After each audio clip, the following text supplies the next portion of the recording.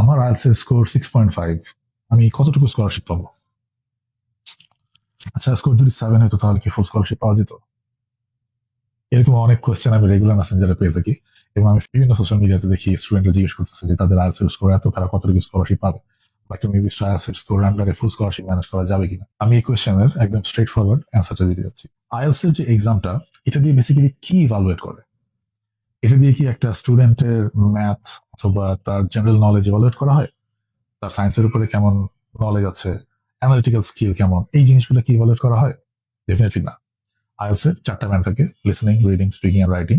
এগুলোর উপর বেস করে ব্যান্ড স্কোর করতে হয়।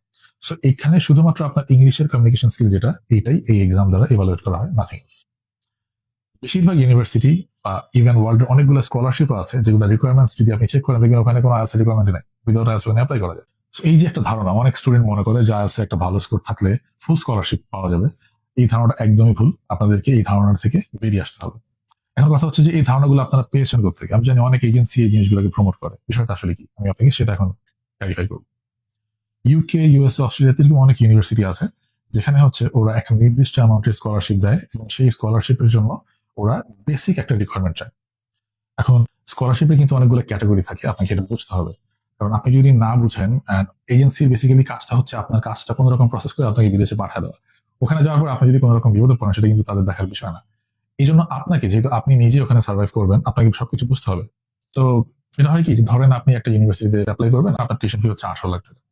এখন আপনি যে ইউনিভার্সিটিতে অ্যাপ্লাই করতে চাচ্ছেন, ওই ইউনিভার্সিটি ওরা একটা প্রমোশনাল স্কিম নিয়ে আসলো যে আমরা এই সেমিস্টারের জন্য প্রতিটা স্টুডেন্টকে 3 লক্ষ টাকা স্কলারশিপ দিব। তো 18 লাখের টিউশন ফি হয়ে গেল 15 লক্ষ টাকা। এখন সিমিলার একটা ইউনিভার্সিটি, ওদের হয়তো আবার 18 লাখ টাকাই, কিন্তু যেহেতু ওদের স্কলারশিপ নাই, আপনি কিন্তু এই ইউনিভার্সিটিটাকে চুজ করবেন, কারণ হচ্ছে এদের এখানে 3 লাখ টাকা সেভ হচ্ছে, 15 লাখ টাকা আপনি পেমেন্ট করতেছেন। বাট এখানে আপনাকে জানতে হবে যে এই যে ওরা 3 লাখ টাকা স্কলারশিপ দিল, এটা কি নেক্সট ইয়ারও দিবে, তার পরের বছরও দিবে, নাকি এটা জাস্ট শুধু এখনকার জন্য? এই জিনিসগুলোকে আমি বেসিক্যালি ডিসকাউন্ট দিব, তাকে বুঝতে হবে। স্টুডেন্টদেরকে অ্যাট্রাক্ট করার জন্য বিভিন্ন ইউনিভার্সিটি এই ধরনের অফারটা দিয়ে থাকে, যে যাতে করে আপনি হয়তো 18 লাখ টাকার আরেকটা ইউনিভার্সিটিতে টিউশন ফি আছে, ওটাতে না যায় আপনি এখানে চলে আসতেছেন, কারণ আপনার এখানে 3 লাখ টাকা সেভ হচ্ছে। বিষয়টা এরকম। নর্মালি স্কলারশিপ বলতে যেটা বোঝায়, আপনি যে অ্যামাউন্টটা পাবেন এটা কিন্তু আপনার ফুল ডিগ্রিতে সেটা ফলো করবে। আপনি যদি 50% স্কলারশিপ পান, প্রতি বছর আপনার টোটাল খরচ থেকে অর্ধেক খরচ স্কলারশিপের আন্ডারে যেতে হবে, আপনাকে বাকি অর্ধেক পে করতে হবে। Second year, third year, fourth year, প্রতি বছর এই জিনিসটা কন্টিনিউটি থাকতে হবে। এই জিনিসগুলো আপনাকে আইডেন্টিফাই করতে হবে, ইউনিভার্সিটির সাথে কন্ট্যাক্ট করতে হবে, যদি কোনো এজেন্সি বা এজেন্টের মাধ্যমে কাজ করেন তাদের সাথে এটা ক্লিয়ার করে নিতে হবে যে আমার স্কলারশিপটা অ্যাকচুয়ালি কি, এটা ওয়ান টাইম নাকি আমরা এটা কন্টিনিউ করবো। সো আইএলস একটা ভালো স্কোর, অ্যাভারেজ স্কোর, আপনার এসএসসি এইচএসসি তে একটা মিনিমাম রেজাল্ট থাকলে এই যে ওয়ান টাইম ডিসকাউন্ট গুলো আছে, আমি এগুলোকে স্কলারশিপ বলি না, আপনার ফার্স্ট ইয়ারে একটা অ্যামাউন্টের উপর ডিসকাউন্ট দিবে, এই জিনিসগুলো অ্যাভেল করা যায়। এন্ড এইগুলাকেই এজেন্সি গুলো প্রমোট করে যে অমুক ইউনিভার্সিটি এত% স্কলারশিপ, তমুক ইউনিভার্সিটি এত% স্কলারশিপ। এন্ড স্টুডেন্টরা মনে করে যে শুধুমাত্র আইএলটিএস থাকলেই মনে হয় বড় অ্যামাউন্টের স্কলারশিপ পাওয়া যায়। স্কলারশিপের জন্য অ্যাপ্লাই করতে হলে স্টুডেন্টকে ভালো একাডেমিক অ্যাচিভমেন্টস লাগবে, ভালো একটা আইএলটিএস স্কোর থাকতে হবে অ্যাডমিশনের জন্য।